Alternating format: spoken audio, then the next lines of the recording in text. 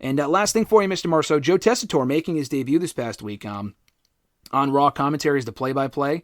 And I thought he did a good job. I think he's better than Adnan Virk. There's still a lot of room for improvement.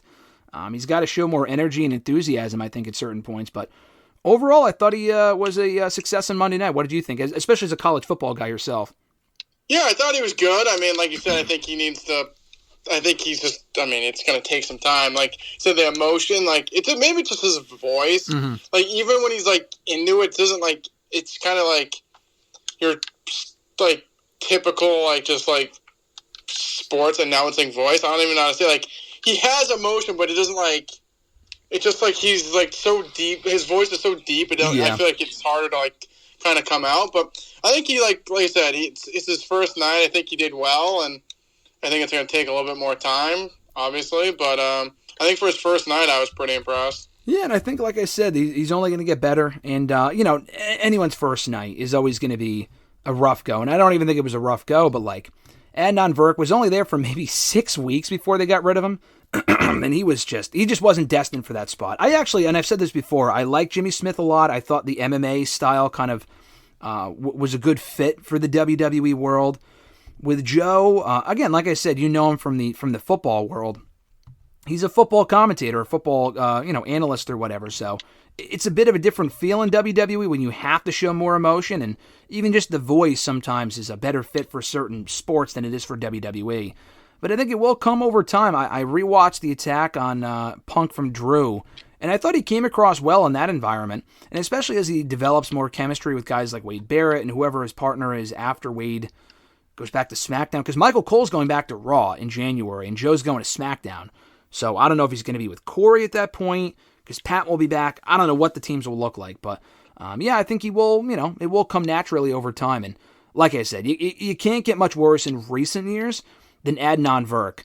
But a bonus question for you. Speaking of commentators, who has been, in your opinion, one of the best or one of your favorite commentators that WWE specifically has had in the last 10, 15 years? Michael Cole's gotten really good. Corey Graves, I think, is coming to his own as a great commentator. I think Morrow is still my favorite personally. I know he's probably not yours, but any favorite commentators from the past 10, 15 years in WWE? Because we've had some great ones and we've had some rough ones as well. I wasn't the biggest Morrow guy. I mean, I know everyone I was obsessed with him. But, no, he was polarizing. I think he was too over the top for my liking. Yeah. Honestly, you mentioned him yesterday. I think Jimmy Smith was really good. I don't know why they did not bring him back. I don't know why they fired him, or it didn't seem like he really liked doing it. I thought he was great. I mean, I think he was probably the best person in probably like announcer commentary wise in the last probably like 10, 15 years they got rid of. That was like, what are you doing? Mm-hmm.